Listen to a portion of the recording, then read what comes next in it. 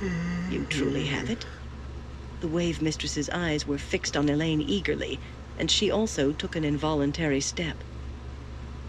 We are looking for it, Elaine said, but we know it is in Ebudar. If it is the same... It must be, Malin Din Toral exclaimed. By your description, it must. The bowl of the winds, Dorail Din Iron breathed. To think it would be found again after 2,000 years here. It must be the Coromor. He must have...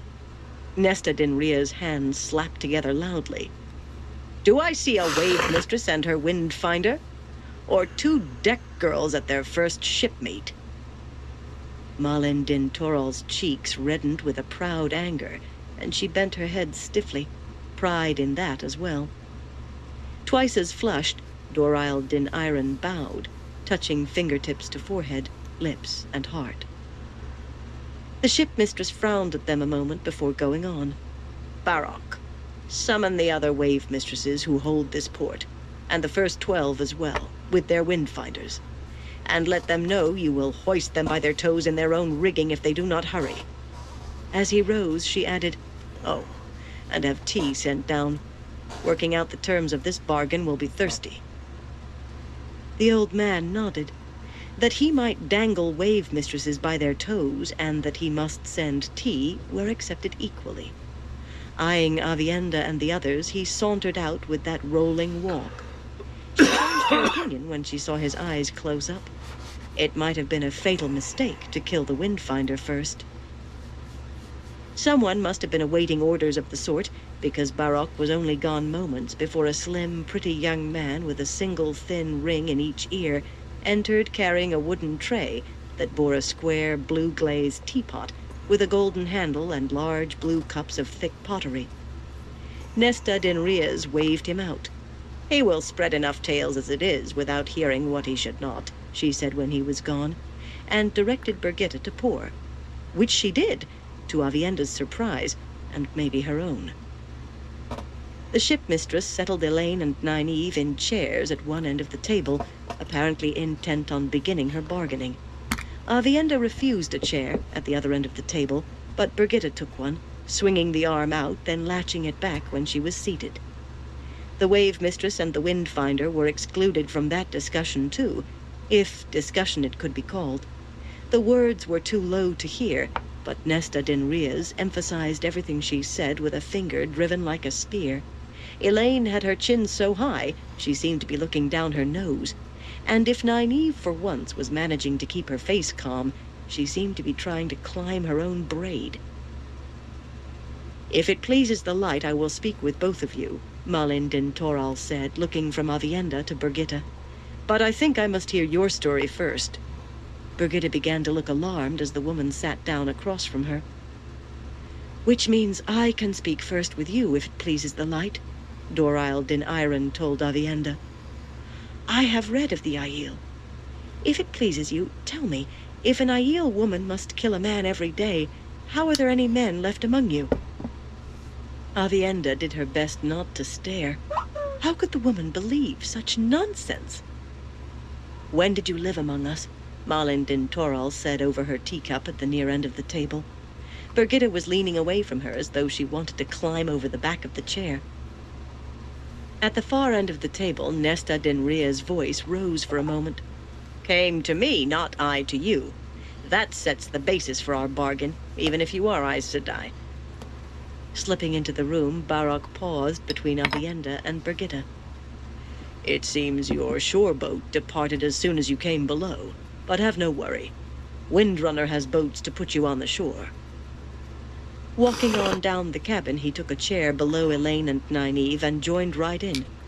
When they looked at whichever was speaking, the other could observe them unnoticed. They had lost an advantage, one they needed. Of course the bargain is on our terms, he said in tones of disbelief that it could be otherwise, while the shipmistress studied Elaine and Nynaeve as a woman might 2 goats she meant to skin for a feast. Barok's smile was almost fatherly. Who asks must of course pay highest. But you must have lived among us to know those ancient oaths, Malin Din Toral insisted. "Are you well, Avienda?" Dorail din Iron asked. "Even here the motion of a ship sometimes affects shore folk. No? And my questions do not offend? Then tell me, do Aiel women truly tie a man down before you... I mean, when you and he... when you... Cheeks reddened. She broke off with a weak smile. "Are many Aiel women as strong in the One Power as you?" It was not the Windfinder's foolish fouling about that had made the blood drain from Avienda's face, or that appeared ready to run once she could manage to unlatch the chair arm again, or even that Nynaeve and Elaine were apparently discovering they were two bright-eyed girls at a fair in the hands of well-seasoned traders. They would all blame her, and rightly. She was the one who had said if they could not take the Terangrial back to Egwene and the other Aes Sedai once found, why not secure these sea-folk women they spoke of? Time could not be wasted, waiting for Egwene Alvir to say they could return. They would blame her, and she would meet her tow, but she was remembering the boats she had seen on the deck, stacked upside down atop one another. Boats without any shelter on board. They would blame her, but whatever debt she owed, she was going to repay 1,000-fold in shame by the time she was taken across 7 or 8 miles of water in an open boat. "Do you have a bucket?" she asked the Windfinder faintly. Chapter 14. White Plumes. The Silver Circuit was misnamed at first glance, but Ebu Dar liked grand names, and sometimes it seemed that the worse they fit, the better. The grimiest tavern Matt had seen in the city, smelling of very old fish, bore the name of the Queen's Glory in Radiance, while the Golden Crown of Heaven graced a dim hole across the river in the Rahad, with only a blue door to mark it, where black stains from old knife fights splotched the grimy floor. The Silver Circuit was for racing horses. Removing his hat, he fanned himself with the broad brim, and went so far as to loosen the black silk scarf he wore to hide the scar around his neck.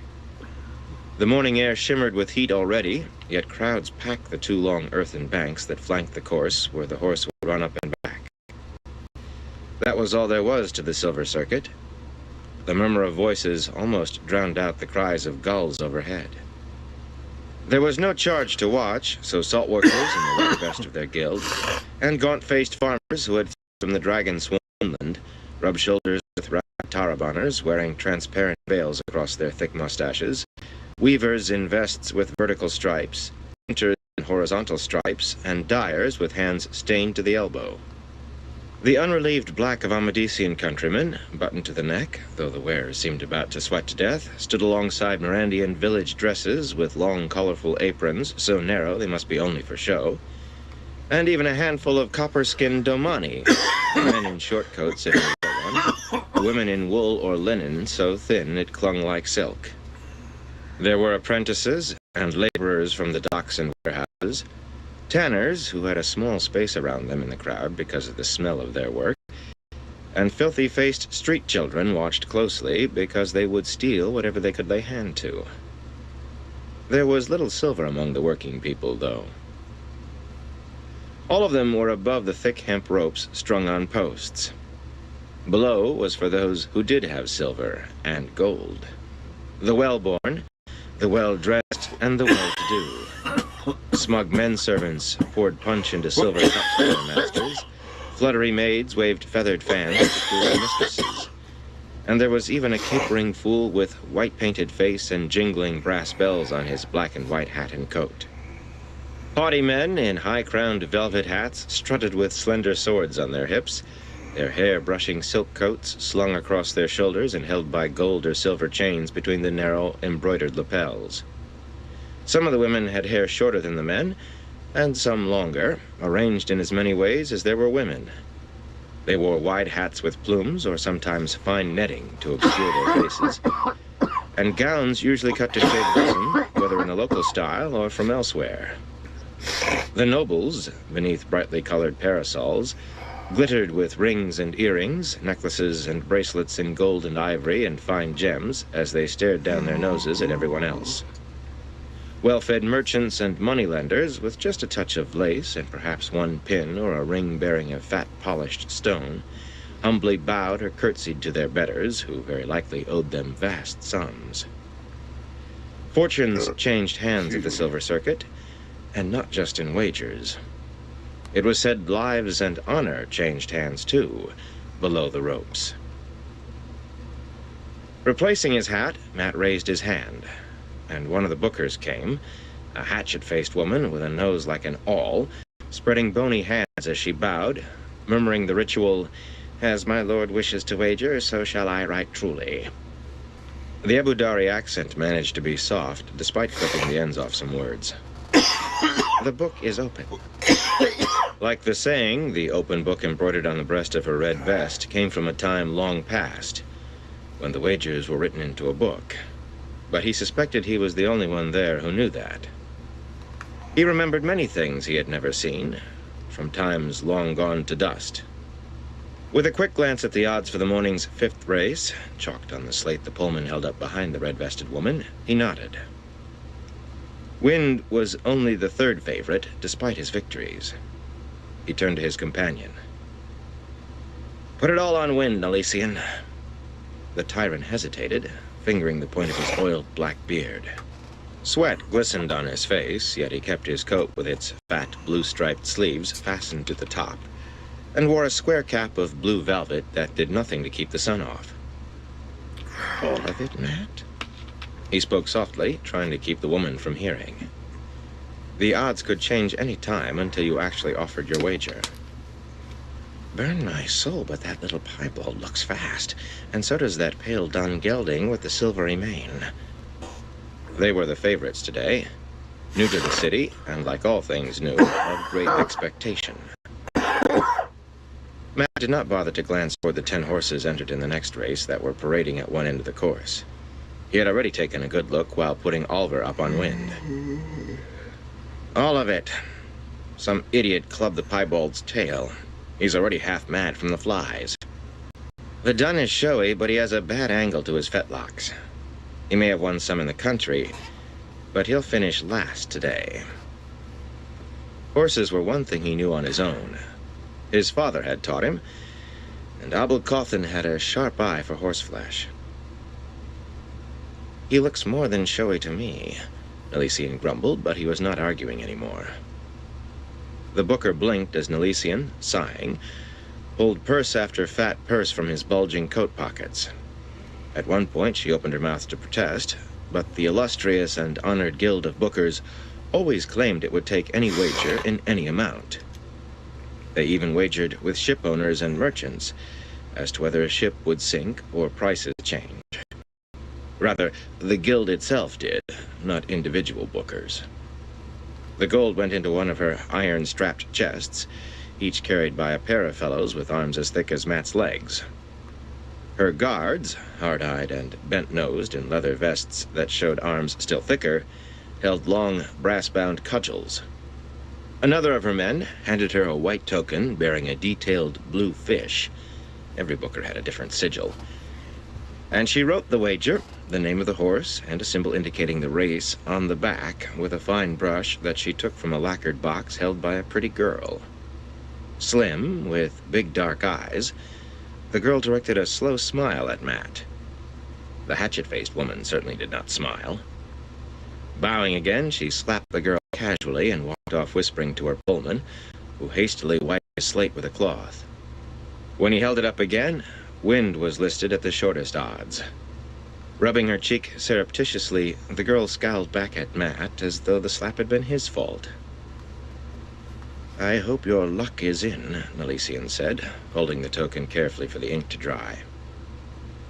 Bookers could be touchy about paying on a token with smeared ink, and no one was touchier than an Abu Dhari. "I know you don't lose often, but I've seen it happen. Burn me, but I have. There's a lass I mean to step out with at the dancing tonight. Just a seamstress." He was a lord, though not a bad fellow, really, and such things seemed important to him. "But pretty enough to dry your mouth. She likes trinkets, golden trinkets. She likes fireworks, too. I hear some illuminators are setting up for tonight. You'll be interested in that. But its trinkets make her smile. She won't be friendly if I cannot afford to make her smile, Matt. You'll make her smile, Matt said absently. The horses were still walking in a circle above the starting poles. Oliver sat proudly on Wynn's back, broad mouth grinning to split his more than plain face from jug ear to jug ear. In Abu Dari races, all the riders were boys. A few miles inland, they used girls. Oliver was the smallest here today, the lightest. Not that the leggy gray gelding needed the advantage. You'll make her laugh till she can't stand up. Elysian gave him a frown he barely noticed. The man should know gold was one thing Matt never had to worry about. He might not always win, but close enough. His luck had nothing to do with whether Wind won anyway. Of that he was sure. Gold did not concern him, but Oliver did. There was no rule against the boys using their switches on each other instead of their mounts. In every race so far, Wind had broken to the lead and stayed there. But if Oliver took any hurt, even just a bruise, Matt would never hear the end. Not from Mistress Annan, his innkeeper. Not from Nynaeve or Elaine. Not from Avienda or Brigitte. The one-time Maiden of the Spear and the peculiar woman Elaine had taken as a warder were the last he would have expected to gush with maternal feelings. Yet they had already tried to move the boy out of the Wandering Woman behind his back and into the Tarasin Palace. Anywhere with so many Aes Sedai was the last place for Oliver, or for anybody. But one bump, and instead of telling Brigitte and Avienda they had no right to take the boy, Setala Annan would likely hustle him off there herself. Oliver would probably cry himself to sleep if he was not allowed to race anymore. But women never understood these things. For about the 1,000th time, cursed Elysian for sneaking off on Wind to races. Of course, they had to find something to fill all the idle hours on their hands, but they could have found something else. Cutting purses could have been no worse in the women's eyes. Here's the thief-catcher, Elysian said, stuffing the token into his coat. He did not quite sneer. Much good he's done so far. We'd have done better to bring another 50 soldiers instead. Julian strode through the crowd purposefully, a dark, hard man using a slender bamboo staff as tall as himself for a walking stick. With a flat-topped conical red Tarabanner cap on his head and a plain coat, tight to the waist, then flaring to his boot tops, well worn and plainly not the coat of someone rich. He normally would not have been allowed below the ropes, but he made out to study the horses and contentiously bounced a fat coin on his palm. Several of the Booker's guards looked at him suspiciously, but the gold crown let him pass. Well, Matt said sourly, tugging his head low, once the thief-catcher reached him.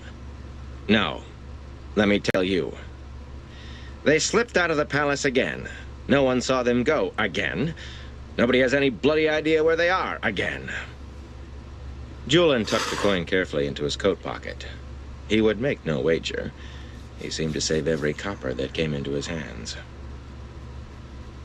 All 4 of them took a closed coach from the palace to a landing on the river where they hired a boat. Tom hired another to follow and see where they're going. Nowhere dark or unpleasant, I'd say, by their clothes. But it is true, nobles wear silk to crawl in the mud.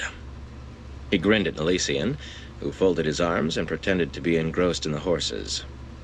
The grin was a mere baring of teeth. They were both Tyran, but the gap between noble and common stood wide in Tyr, and neither man liked the other's company.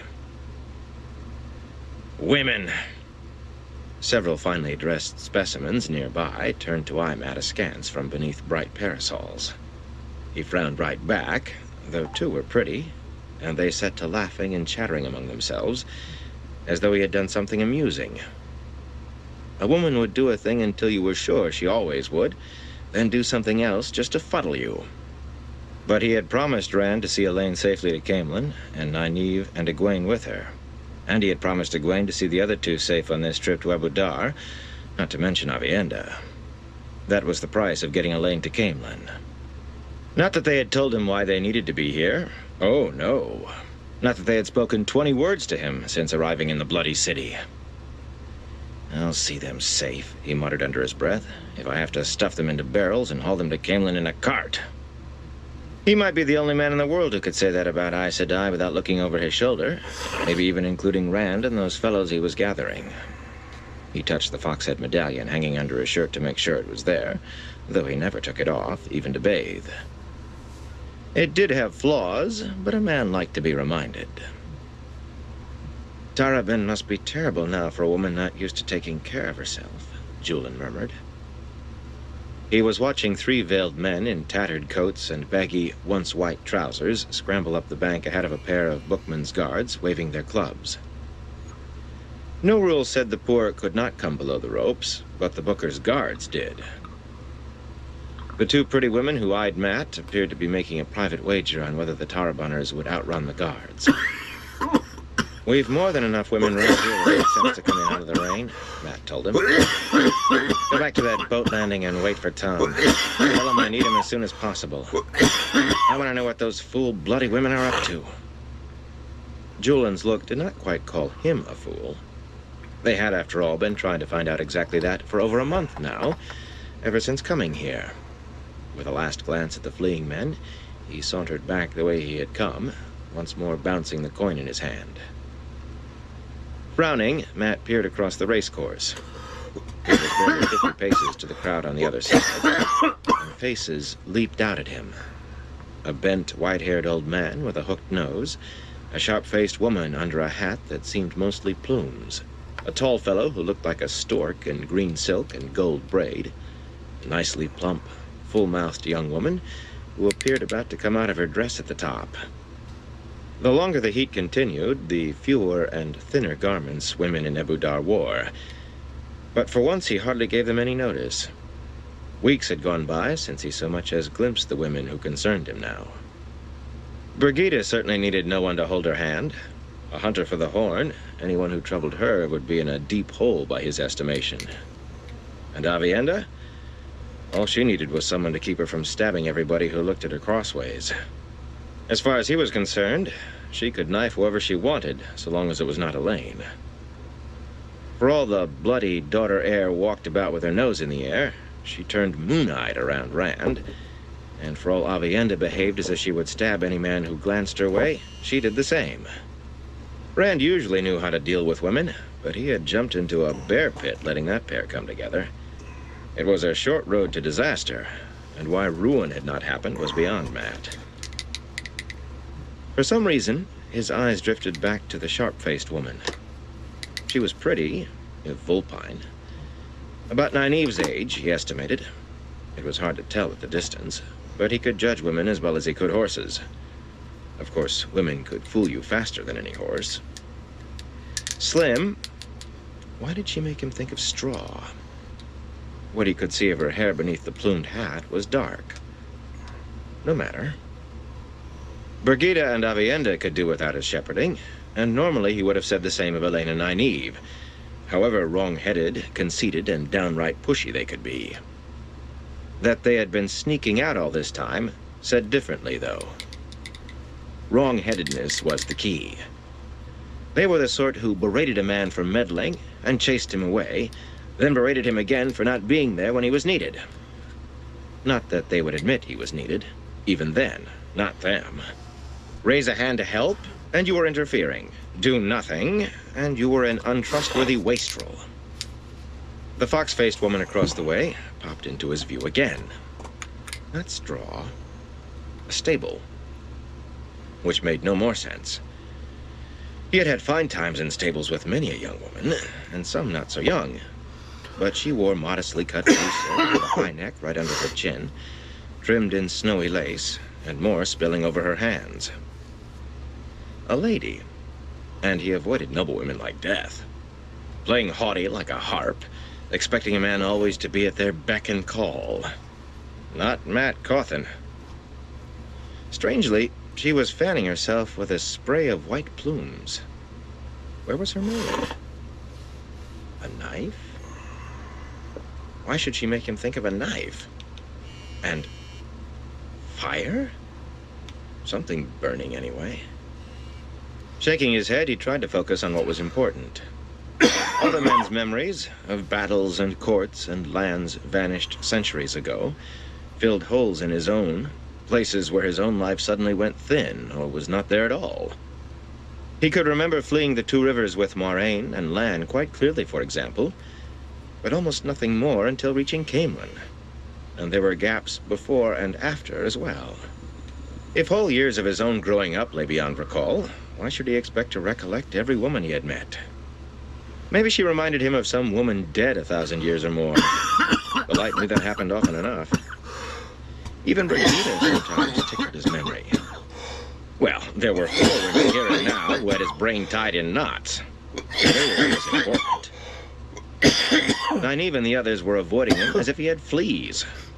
5 times he had been to the palace, and the once they would see him, it was to say they were too busy for him and send him away like an errand boy. It all added up to one thing. They thought he would interfere with whatever they were up to, and the only reason he would do that was if they were putting themselves in danger. They were not complete fools. Idiots often, but not complete fools. If they saw danger, there was danger. Some places in this city, being a stranger or showing a coin could bring a knife in your ribs, and not even channeling would stop it if they did not see it in time. And here he was with Milesian and a dozen good men from the band. I mentioned Tom and Julian, who actually had rooms in the servants' quarters of the palace, all left to twiddle their thumbs. Those thick-skulled women were going to get their throats cut yet. Not if I can help it, he growled. What? Milesian said. Look, they're lining up, Matt. The Light burned my soul. I hope you're right. That piebald doesn't look half crazed to me. He looks eager. The horses were prancing, taking their places between tall poles stuck in the ground, with streamers tailing from the tops of them in a warm breeze. Blue and green and every color, some striped. 500 paces down the track of hard-beaten red clay, an identical number of streamered poles made another row. Each rider had to round the same colored streamer as floated to his right at the start, and then return. A booker stood at either end of the line of horses, just to the front, a round woman and a rounder man, each with a wife's scarf held overhead. The bookers took turns at this, and were not allowed to accept wagers on a race they started. Burn me, Milesian muttered. Light man, be easy. You'll tickle your seamstress under the chin yet. A roar drowned the last word as the scarves came down, and the horses surged forward, even the sound of their hooves submerged in the noise of the crowd. In 10 strides, Wind had the lead, Oliver lying close on his neck, with the silver-maned Dun only a head back. The piebald trailed in the pack, where the riders' switches already rose and fell frantically. I told you the Dun was dangerous, Milesian moaned. We shouldn't have wagered everything. Matt did not bother to answer. He had another purse in his pocket, and loose coins besides. He called the purse his seed. With that, with even a few of the coins in it, and a game of dice, he could repair his fortunes whatever happened this morning. Halfway down the course, Wind still held the lead, the Dun clinging close a full length ahead of the next horse. The piebald was running 5th. After the turn would come the hazard. Boys on trailing animals were known to slash at those who rounded the stakes ahead of them. Following the horses, Matt's eyes swept across the sharp-faced woman again, and snapped back. The shouts and screams of the crowd faded. The woman was shaking her fan at the horses and jumping excitedly, but suddenly he saw her in pale green and a rich gray cloak. Her hair caught in a frothy net of lace, skirts held up delicately as she picked away across a stable not far from Camelin. Rand still lay there moaning in the straw, even if the fever seemed gone. At least he was not shouting anymore at people who were not there. Matt eyed the woman suspiciously as she knelt beside Rand. Maybe she could help as she claimed, but Matt did not trust as he once had. What was a fine lady like this doing in a village stable? Caressing the ruby-tipped hilt of the dagger hidden by his coat, he wondered why he had ever trusted. It never paid. Never. Weak as a day-old kitten, she was saying as she reached beneath her cloak. I think... A knife appeared in her hand so suddenly, streaking for Matt's throat, that he would have been dead if he had not been ready. Dropping flat, he seized her wrist, just pushing it away from him, the curved Shadar-Logoth blade sweeping out to lie against her slim white neck. The woman froze, trying to look down at the sharp edge, dimpling her skin. He wanted to slice, especially when he saw where her own dagger had stabbed into the stable wall. Around the slim blade, a black circle of char grew, and a thin gray tendril of smoke rose from wood about to burst into flame. Shivering, Matt rubbed a hand across his eyes. Just carrying that Shadar-Logoth knife had nearly killed him, eating those holes in his memories. But how could he forget a woman who tried to kill him? A dark friend, she had admitted as much, who tried to kill him with a dagger that set a bucket of water near boiling when they tossed it in after securing her in the tack room. A dark friend who had been hunting Rand and him. What chance she was in Ebu Dar when he was at the races on the same day? Taviran might be the answer. He liked thinking of that about as much as he did the Horn of Bloody Valir. But the fact was, the Forsaken knew his name. That stable had not been the last time dark friends tried putting an end to Matt Cawthon. He staggered as Nelisian suddenly began pounding his back. "Look at him, Matt! Light of heaven, look at him!" The horses had rounded the far poles and were well on their way back. Head stretched out, mane and tail flying behind, wind streaked down the course with Oliver clinging to his back like a part of the saddle. No. The boy rode as if he had been born there. 4 lengths behind, the piebald pounded furiously, rider working his switch in a futile effort to close. Just like that, they slashed across the finish line, with the next nearest horse another 3 lengths back. The white-maned dun came last. The moans and mutters of losing betters overwhelmed the shouts of winners. Losing tokens made a shower of white onto the track, and dozens of the booker's servants rushed out to clear them away before the next race. "We have to find that woman, Matt. I'd not put it past her to run off without paying out so much as she owes us." From what Matt had heard, the Bookers Guild was more than harsh the first time one of its members tried anything of the sort, and deadly the second. But they were commoners, and that was enough for Nelisian. "She's standing right over there in plain view." Matt gestured without taking his eyes from the fox-faced dark friend. Glaring at a token, she hurled it to the ground and even lifted her skirts to stamp on it. Plainly not a wager on wind. Still grimacing, she began threading her way through the crowd. Matt stiffened. She was leaving. "Gather our winnings, Nelisian, then take Oliver back to the inn. If he misses his reading lesson, you'll kiss the Dark One's sister before Mistress Onan lets him out for another race." "Where are you going?" "I saw a woman who tried to kill me," Matt said over his shoulder. "Give her a trinket next time," Nelisian shouted after him.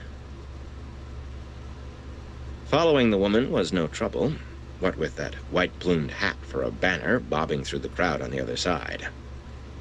The earthen banks gave way to a large open area where brightly lacquered coaches and sedan chairs waited under the watchful eyes of drivers and bearers.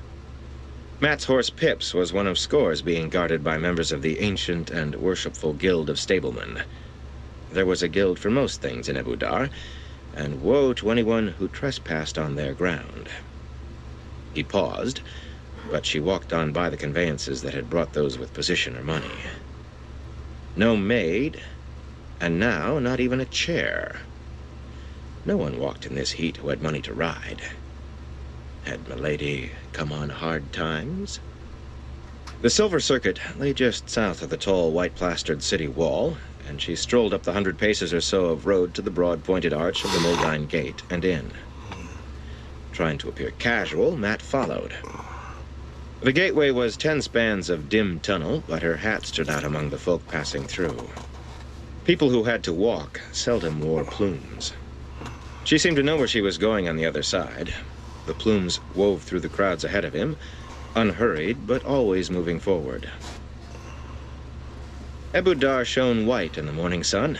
White palaces with white columns and screened wrought-iron balconies cheek by jowl with white-plastered weavers' shops and fishmongers and stables. Great white houses with louvered shutters hiding their arched windows, beside white inns with painted signs hanging in front, and open markets under long roofs where live sheep and chickens, calves and geese and ducks made a barnyard din alongside their fellows already butchered and hanging. All white, stone or plaster, except here and there bands of red or blue or gold, on turnip-shaped domes and pointed spires that had balconies running around them. There were squares everywhere, always with a statue larger than life on a pedestal or a splashing fountain that only emphasized the heat. Always packed with people. Refugees filled the city, and merchants and traders of every sort. Never a trouble but brought profit to somebody. What Saldeia had once sent into Ara-Daman now came downriver to Abu Dar. And so did what Amadisia had traded into Tarabun. Everyone scurried for a coin or 1,000, for a bite to eat today. The aroma that hung in the air was equal parts perfume, dust, and sweat. Somehow, it all smelled desperate. Barge-filled canals sliced through the city, crossed by dozens of bridges, some so narrow that 2 people would have to squeeze past one another, others large enough that shops actually lined them, hanging out over the water. On one of those, he suddenly realized that the white-plumed hat had stopped. People flowed around him as he did too. The shops here were really just open wooden nooks, with heavy plank shutters that could be let down to close them off at night. Raised overhead now, the shutters displayed signs for the shops. The one above the plumed hat showed a golden scale and hammer, sign of the goldsmith's guild, though plainly not of a particularly prosperous member. Through a momentary gap in the crowd, he saw her look back and turned hurriedly to the narrow stall to his right. On the wall at the back hung finger rings and boards displaying stones cut in all sorts of designs. "My lord wishes a new signet ring?" the bird-like fellow behind the counter asked, bowing and dry-washing his hands. Skinny as a rail, he had no worry of anyone stealing his goods. Cramped into a corner on a stool sat a one-eyed fellow who might have had trouble standing upright inside the cubicle, with a long cudgel studded with nail heads propped between his massive knees. "I can cut any design, as my lord can see, and I have drawings for size, of course." "Let me see that one." Matt pointed at random. He needed some reason to stand here until she went on. It might be a good time to decide exactly what he was going to do. "A fine example of the long style, my lord. Much in favor now. Gold, but I work in silver as well. Why, I think the size is right. If my lord will care to try it on, my lord may wish to examine the fine detail of the carving. Does my lord prefer gold or silver?" With a grunt that he hoped might be taken for answer to some of that, Matt shoved the proffered ring onto the second finger of his left hand and pretended to examine the dark oval of carved stone. All he really saw was that it was as long as the joint of his finger. Head down, he studied the woman from the corner of his eye, the best he could through gaps that opened in the throng. She was holding a wide, flat gold necklace up to the light. There was a civil guard in Abu Dar, but not a very efficient one, seldom to be seen on the streets. If he denounced her, it would be his word against hers, and even if he was believed, a few coins might let her walk free even on that charge. The civil guard was cheaper than a magistrate, but either could be bought unless someone powerful was watching, and then, if enough gold lay in the offer. A swirl in the crowd suddenly turned into a white cloak, conical helmet and long mail shirt gleaming like silver, snowy cloak with the flaring golden sun billowing as he strode along, confident that a path would clear for him. Which it certainly did. Few willingly put themselves in the way of the children of the light. Yet for every eye that slid away from the stone-faced man, another beamed on him approvingly. The sharp-faced woman not only looked at him openly, she smiled. A charge laid against her might or might not put her in prison, but it could be the spark to ignite a city full of tales about dark friends in the Tarasan Palace. White cloaks were good at whipping up mobs, and to them, Aes Sedai were dark friends. As the child of the light passed her, she laid down the necklace, apparently regretful, and turned to go. "Does the style suit my lord?" Matt gave a start. He had forgotten the skinny man, and the ring, too. "No, I don't want..." Frowning, he tugged at the ring again. It would not budge. "No need to pull. You might crack the stone." Now that he was no longer a potential customer, Matt was no longer my lord either. Sniffing, the fellow kept a sharp eye on him lest he try to run. "I have some grease." "Darrell, where's that grease pot?" The guard blinked and scratched his head as if wondering what a grease pot was. The white-plumed hat was halfway to the end of the bridge already. "I'll take it," Matt snapped. No time for haggling. Hauling up a fistful of coins from his coat pocket, he slapped them down on the counter, mostly gold and a little silver. "Enough?" The ringmaker's eyes bulged. "A little too much," he quavered uncertainly. His hands hesitated above the coins. Then 2 fingers pushed a pair of silver pennies toward Matt. "So much?" "Give them to Darrell," Matt growled as the bloody ring slipped from his finger. The skinny man was hurriedly raking up the rest of the coins. Too late to try backing out of the purchase. Matt wondered by just how much he had overpaid. Stuffing the ring into his pocket, he hastened after the dark friend. The hat was nowhere to be seen. Twinned statues decorated the end of the bridge, pale marble women over a tall span, each with one breast bared and a hand raised to point toward something in the sky. In Abu Dar, a bare chest symbolized openness and honesty. Ignoring stares, he climbed up beside one of the women, steadying himself with an arm around her waist. A street ran along the canal, and 2 more split off at angles ahead, all full of people in carts, sedan chairs, and wagons and coaches. Someone shouted in a rough voice about real women being warmer, and a number in the crowd laughed. White plumes appeared from behind a blue-lacquered coach on the left-hand fork. Leaping down, he pushed up the street after her, ignoring the curses of those he bumped. It was an odd chase. In the mass of people, with wagons and coaches constantly getting in his way, he could not keep a clear sight of the hat from the street. Scampering up the broad marble steps of the palace, he got another glimpse, then scurried back down to shove ahead. The rim of a tall fountain gave him yet another view, then an upended barrel against a wall, and a crate that had just been unloaded from an ox cart. Once he clung to the side of a wagon until the driver threatened him with her whip. Climbing the dark ends very much. But then, he still had no notion what to do if he caught her. Suddenly, when he hoisted himself up onto the narrow coping along the face of one of the big houses, she was not there anymore. Frantically, he looked up and down the street. The white plumes no longer waved through the crowd. In easy sight were half a dozen houses, much like the one he was clinging to, several palaces of various sizes, 2 inns, 3 taverns, a cutler's shop with a knife and a pair of scissors, a fishmonger with a board painted in 50 kinds of fish, 2 rug weavers with unrolled carpets spread on tables beneath awnings, a tailor's shop, and 4 cloth sellers, 2 shops displaying lacquerware, a goldsmith, a silversmith, a livery stable. The list was too long. She could have gone into any of them, or none. She might have taken a turn he had not seen. Jumping down, he settled his hat, muttering under his breath, and saw her, almost at the top of the wide stairs leading to a palace nearly across from him, already half hidden by the tall fluted columns out front. The palace was not large, with only 2 slim spires and a single pear-shaped dome banded in red. But Abu Dhabi palaces always gave the ground floor to servants and kitchens and the like.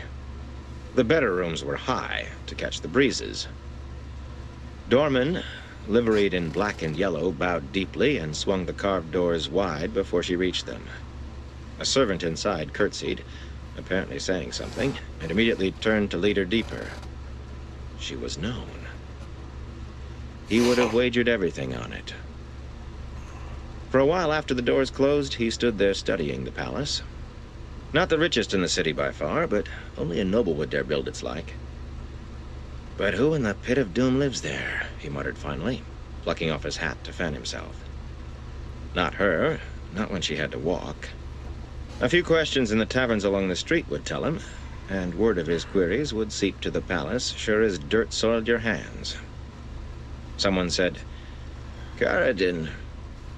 It was a scrawny, white-haired fellow lounging nearby in the shade. Matt looked at him questioningly, and he grinned, showing gaps in his teeth. His stooped shoulders and sad, weathered face did not fit his fine gray coat. Despite a bit of lace at his neck, he was the very picture of hard times. You asked who lived there? The Chelsea Palace is let to Jacob Carradine. Matt's hat paused. You mean the White Cloak ambassador? Aye, and Inquisitor of the Hand of the Light. The old man tapped a gnarled finger against the side of his beak of a nose. Both looked to have been broken several times. Okay. Not a man to bother unless you must, and then I'd think 3 times. Unconsciously, Matt hummed a bit of Storm from the Mountains. Okay. Not a man to bother indeed. Questioners were the nastiest of the White Cloaks. A White Cloak Inquisitor who had a dark friend come to call. Thank you. Matt gave a start. The fellow was gone, swallowed up in the crowd. Strange, but he had looked familiar. Maybe another long-known acquaintance drifting out of those old memories. Maybe it hit him like an illuminator's night flower exploding inside his head. A white-haired man with a hooked nose. That old man had been at the Silver Circuit, standing not far from the woman who had just gone into Carradine's rented palace. Turning his hat in his hands, he frowned uneasily at the palace. The mire never held a bog like this one. He could feel the dice tumbling in his head suddenly, and that was always a bad sign. Chapter 15. Insects. Carradine did not look up immediately from the letter he was writing when the Lady Cheyenne, as she called herself, was shown in. 3 ants struggled futilely in the wet ink, trapped. Everything else might be dying, but ants and cockroaches and every sort of vermin seemed to thrive. Carefully, he pressed the blotter down. He was not about to begin again for a few ants. A failure to send this report, or a report of failure, might doom him as surely as those mired insects. Yet it was fear of a different failure that tightened his guts. He had no worry of Cheyenne reading what he wrote. It was in a cipher known only to 2 men beside himself. So many bands of dragon sworn at work, each stiffened by a corps of his most trusted men. So many more who might be bandits, or even truly sworn to that filth, Althor. Pedro Nile might not like that last, but his command had been to plunge Altara and Murundi into blood and chaos from which only Nile and the Children of the Light could rescue them. A madness clearly to be laid at the feet of this so-called dragon reborn, and that he had done. Fear held both countries by the throat. Tales that the witches marched across the same country were an added reward. Tarvalan witches and dragon sworn, Aes Sedai carrying off young women and setting up false dragons, villages in flames, and men nailed to the doors of their barns. It was all one in half the street rumors now. Nile would be pleased, and send more orders. How he expected Carradine to snatch Elaine Trakand out of the Tarasin Palace was beyond reason. Another ant skittered across the ivory inlaid table onto the page, and his thumb stabbed down, destroying it, and smearing a word to illegibility. The entire report would need to be redone. He wanted to drink very badly. There was brandy in a crystal flask on the table by the door, but he did not want the woman to see him drinking. Suppressing a sigh, he shoved the letter aside and pulled a kerchief from his sleeve to wipe his hand. So, Cheyenne, do you finally have progress to report? Or have you just come for more money? She smiled at him lazily from a tall carved armchair. There are expenses associated with the search, she said in almost the accents of an Andran noble. Especially when we want no questions asked. Most people would have been unsettled by the sight of Jacob Carradine, even cleaning a pen nib, with his steely face and deep-set eyes, the white tabard over his coat bearing the golden sunburst of the Children of the Light impressed upon the crimson shepherd's crook of the hand. Not Millie Skane. That was her real name, though she did not know he knew. A saddler's daughter from a village near Whitebridge, she had gone to the White Tower at 15, another thing she thought secret. It was hardly the best start, becoming a friend of the dark because the witches told her she could not learn to channel. But before that year was out, she had not only found a circle in Camelin, but made her first kill. In the 7 years since, she had added 19 more. She was one of the best assassins available, and a hunter who could find anyone or anything. That much he had been told when she was sent to him. A circle reported to her now. Several of them actually were nobles, and almost all were older. But neither thing mattered among those who served the Great Lord. Another circle working for Cardin was led by a gnarled beggar with one eye, no teeth, and a habit of bathing only once in the year. Had circumstances been different, Cardin himself would have knelt to old Cully, the only name the stinking villain admitted to. Millie Skane surely groveled for old Cully, and so did every last companion of her circle, noble or not. It irritated Caradin that Lady Cheyenne would be on her knees in a flash if the straggly-haired old beggar entered the room. But for him, she sat with her legs crossed, smiling, and twitching her slippered foot, as if impatient to be done. She had been ordered to obey him absolutely by one even old Cully would grovel for, and besides, he had a desperate need of success. Niall's schemes could go to dust, but not this. Many things can be excused, he said, laying the pen on its ivory stand and shoving back his chair, for those who accomplish the tasks they are given.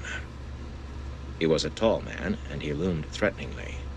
He was well aware that the gilt-framed mirrors on the wall showed a figure of strength, a dangerous man. Even dresses and baubles and gambling, paid for with coin that was to go for information. That twitching foot closed for an instant, then began again, but her smile was forced, her face pale. Her circle obeyed her instantly, but they would string her up by the heels and skin her alive if he spoke the word. You have not accomplished very much, have you?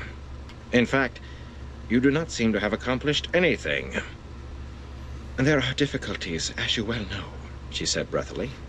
She managed to meet his eyes squarely, though. Excuses. Tell me of difficulties surmounted, not those you stumble over and fall.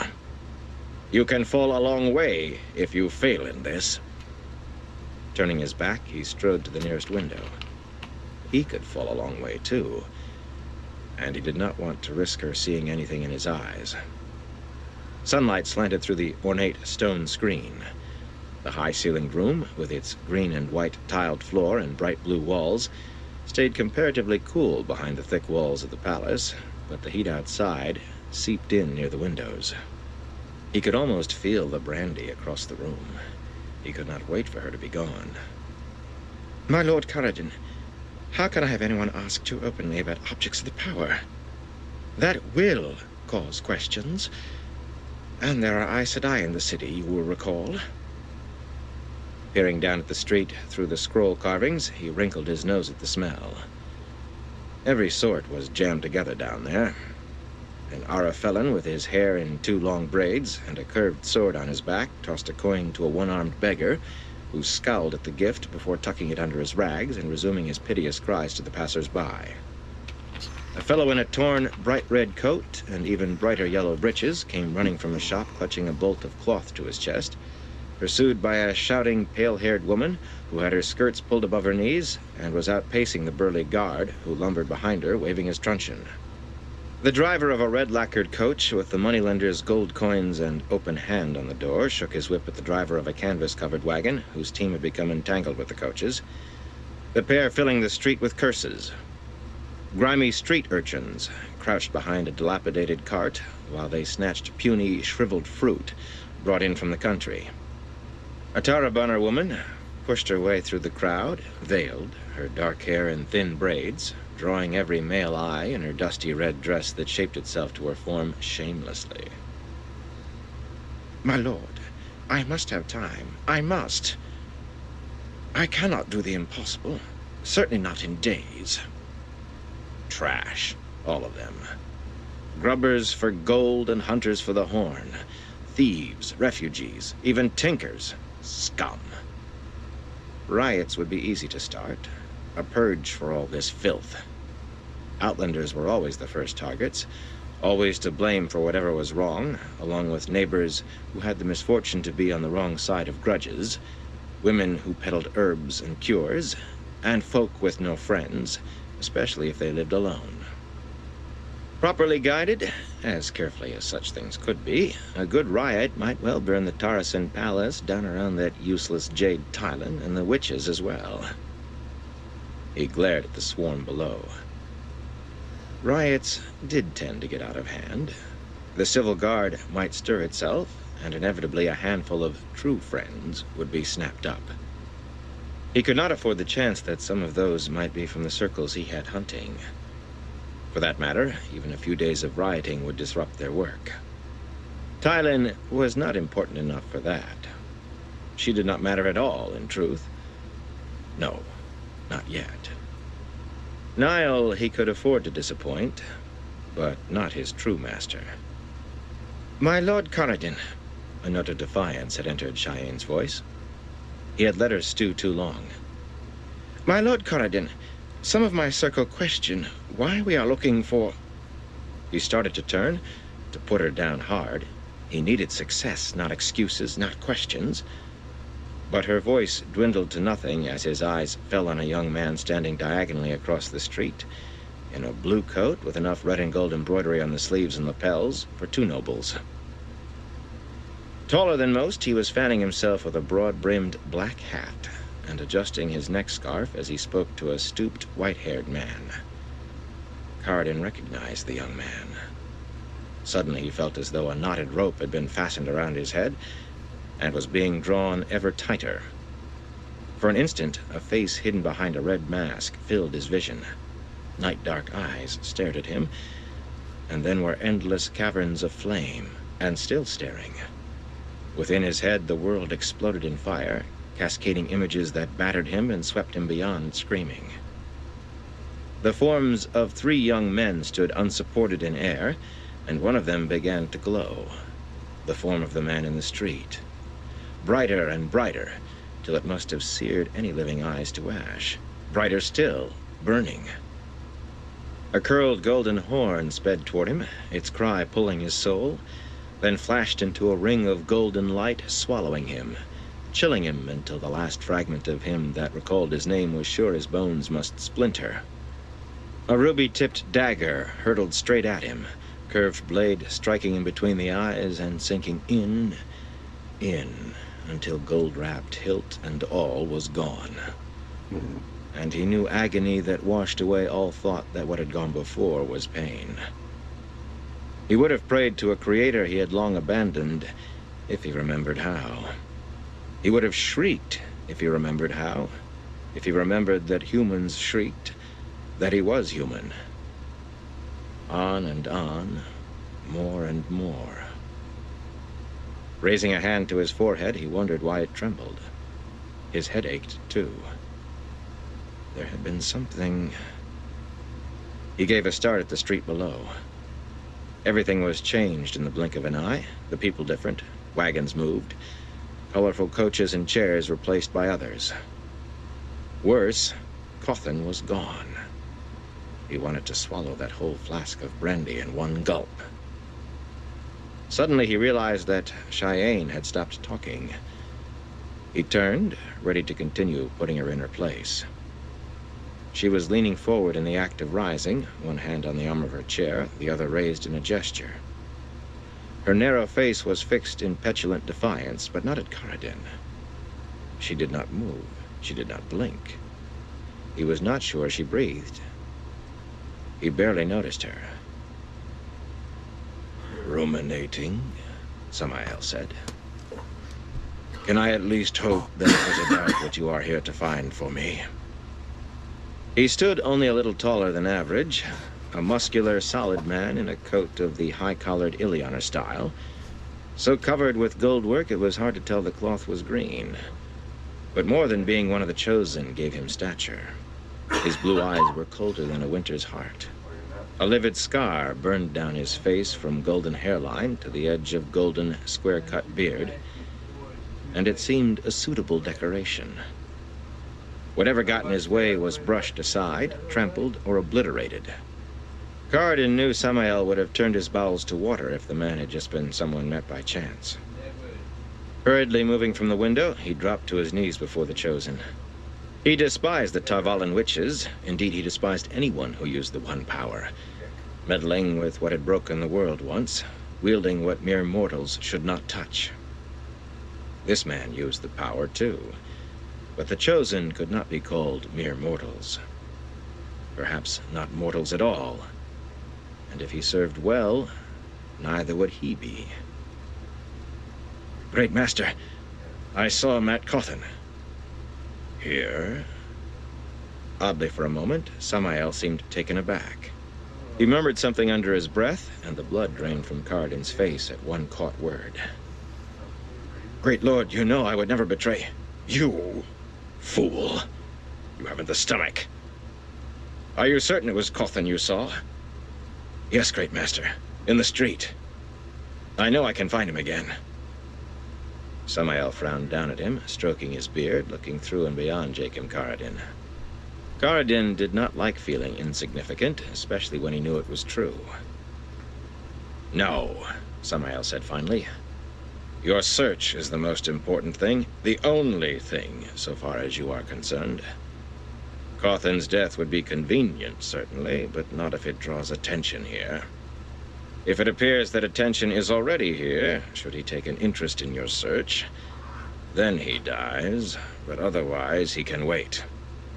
But did you mishear me? Samael's scar pulled his smile into a snarl on one side. I saw your sister Venora recently. She did not look well at first.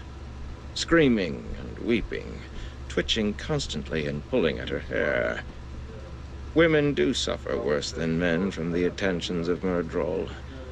But even Myrddraal must find their pleasure somewhere. Don't worry that she suffered too long. The Trollocs are always hungry. The smile faded. His voice was stone. Those who disobey can find themselves over a cook fire too.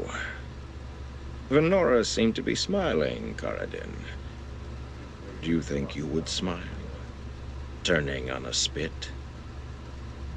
Karadin swallowed in spite of himself and quelled a pang for Venora. With her ready laugh and her skill with horses, daring to gallop where others feared to walk. She had been his favorite sister, yet she was dead and he was not. If there were any mercies in the world, she had not learned why. I live to serve and obey, Great Master. He did not believe he was a coward, but no one disobeyed one of the Chosen. Not more than once. Then find what I want, Samael roared. I know it's hidden somewhere in this Kajasic flyspeck of a city. Terangreal, Angreal, even Sangreal. I have tracked them, traced them. Now you find them, Karadin. Do not make me grow impatient. Great Master. He worked his mouth to find moisture. Great Master. There are witches. Aes Sedai here. I cannot be sure how many. If they hear a whisper... Waving him to silence, Samael paced a few quick steps, 3 times up and back, hands clasped behind his back.